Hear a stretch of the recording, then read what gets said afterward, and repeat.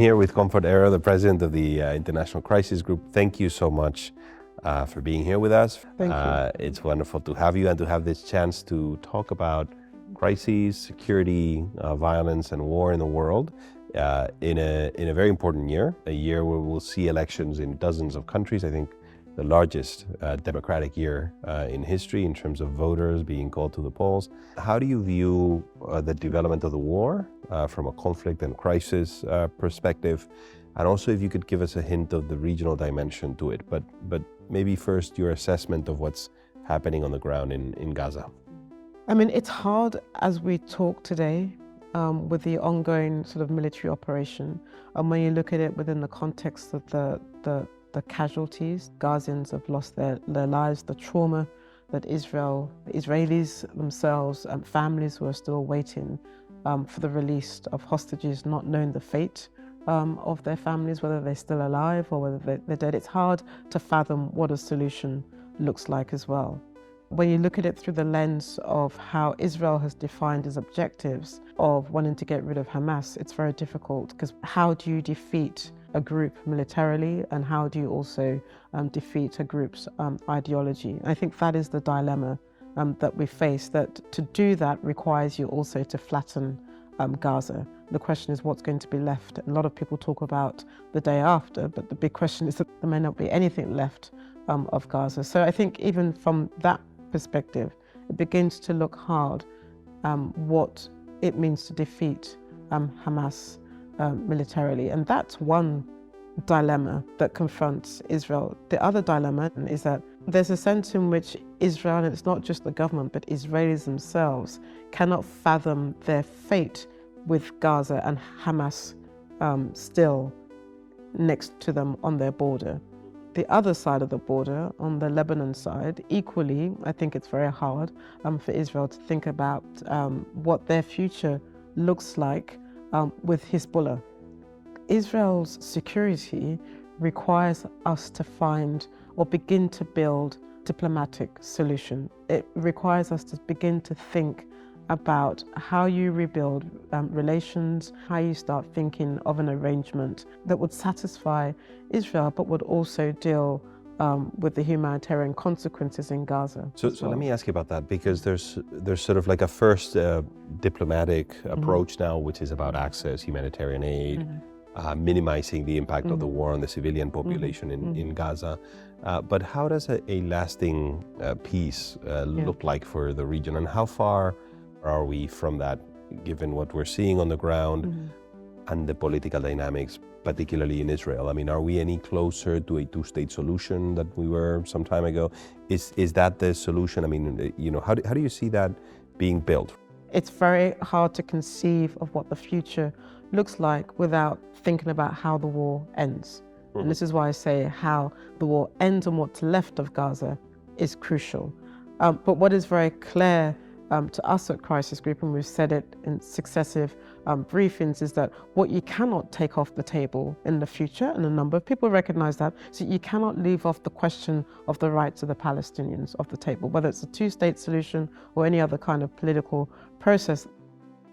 Well, by the way, this was something that the Spanish government has said also repeatedly, that whatever solution is built, it needs to address the justice and rights issues of the Palestinian people. So, for example, the Abraham Accords, which have been very welcome throughout the region and also in this part of the world, are not sufficient, because to a large extent they do not address the underlying political issue. Yeah, regardless of the Abraham Accords, I think, again, the lessons, and a number of Arab countries themselves have seen it, that even in the guise of the normalization process, that there was a sense in which the Palestinians were being thrown under the bus, that their fate was not part of the normalization. And I think what this crisis, what the 7th of October has revealed, and it's not a justification, however, is that the question of the rights of Palestinians cannot be ignored any longer. It's hard to ignore the context. To acknowledge the context does not mean that you don't recognize the heinous crimes on the 7th. So I think we're very clear of what that. There's also a recognition of the right for any country to protect its citizens as well. And as we speak, we're seeing now that the very one thing that Israel and the US and Iran say they want to avoid is a regional sort of conflagration as well. And yet, we're seeing the Houthis, and the reasons why they're saying that they're doing it is in the name of wanting to see an end to the fighting as well. But yet, as we're speaking, we're seeing the spread of the conflict as well. And I think that adds to the complexity. Let me ask you about another conflict that it's there and we should watch. The war in Gaza has also deviated a lot of the attention that was focused on Ukraine. Mm-hmm. And in Ukraine, we've seen large armies, large deployments, lots of deaths, lots of loss of conventional equipment, very advanced as well with drones and other kinds of weapons. But an extraordinary conflict, unprecedented in its scale and its significance for Europe since the end of the Second World War. How do you see it evolving?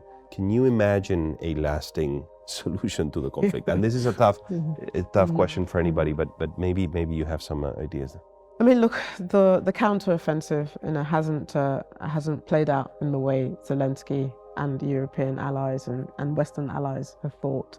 There's a sense in which we're coming up to a very bleak winter for Ukraine. There's a sense in which Moscow also will hit out at key cities, key sites, that makes this a very sort of difficult moment for Ukraine, number one. Number two, unlike 2023 and 2022, where we were very clear that we were watching a very unified Europe, a very unified Western alliance, Ukraine has sort of become a political football in Washington as well, and is part of the tension between the Republican Congress and White House, and just passing the aid bill that will support Ukraine has been a real political test for Biden as well.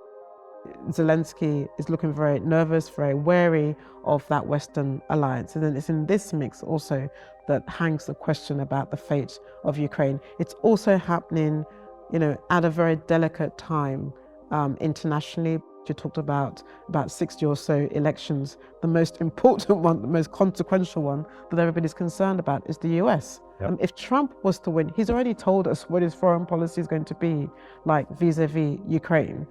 So it's a race to the 8th of November before those elections in terms of what Biden needs to do, in terms of the diplomacy for Ukraine, and also for what Europe needs to do. I think the message also that Biden is given is that you need to up your game, Europe, as well. We need to do the ammunitions. And so you asked a crucial question, like you asked for Israel, Palestine. What is the end game diplomacy? Yeah. I think, quite frankly, we're in for a long haul here.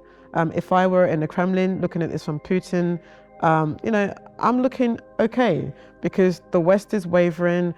Potentially my ally in the form of Trump comes into power. I've tilted my economy to be a war economy. I can throw my human resources, people to this conflict as well. So it looks good for me if I was in the Kremlin today, even though things also look shaky at home, but he comes out of it looking slightly confident as well. I mean, his objective is clearly to survive 2024, sustain the effort, and allow for this uncertainty to play out in the West, and see the effects. Exactly. I have a final question. Conflicts to watch. Do you expect a major conflict in 2024 in the Taiwan Straits? Is this something that is a concern for you beyond the diplomatic tension, but something on the war sort of conflict front? When the very first message that you hear on New Year's Day, depending on where you are in the world, is Xi Jinping saying that the future of Taiwan is still very much in China, then you ask yourself a number of questions as well about what does that mean in practical terms. Look, let me answer your question this way, because those elections have happened. Yes. And the separatist, at least if you're looking at it from Beijing's eye, has won, and that raises a number of questions therefore about the future of Taiwan. When I look at the international arena, yes, wars are rising. Yes, we're seeing even more proxy wars. What remains taboo in the international arena is this idea that you can violate borders, that you can mount an invasion across another country as well. The big question, which is your question, is whether we see the risk of another invasion. I still think, and we said it in 2021 and 2022, that we do put Taiwan, in terms of China going in there, as a low risk, but high risk in terms of miscalculation between the US and China on the South China Sea. Very final question, which is on the future of war and conflict, impact of AI and AI tools across the whole sort of suite of weapons, drones. I mean, it's outer space technology. So how are you looking at that, if at all? I would like to make one thing sort of very clear. The casualties in Ukraine that you mentioned, the casualties in Gaza, and also the death that you've seen in Sudan and Ethiopia and Yemen and Haiti, these were caused by conventional weapons. These were caused by the classic military that we use. And of course, we've seen how drones have come in and completely altered the field, whether it's in Nagorno-Karabakh or even in Ethiopia and where we talk. The toll of human catastrophe, the toll of casualties are being caused today by conventional warfare. And that, I think, will continue to live with us for a very long time. Well, thank you so much, Comfort, again, for being here and for sharing your thoughts and your work with us. And thank you once again for inviting me onto your insights. Thank you.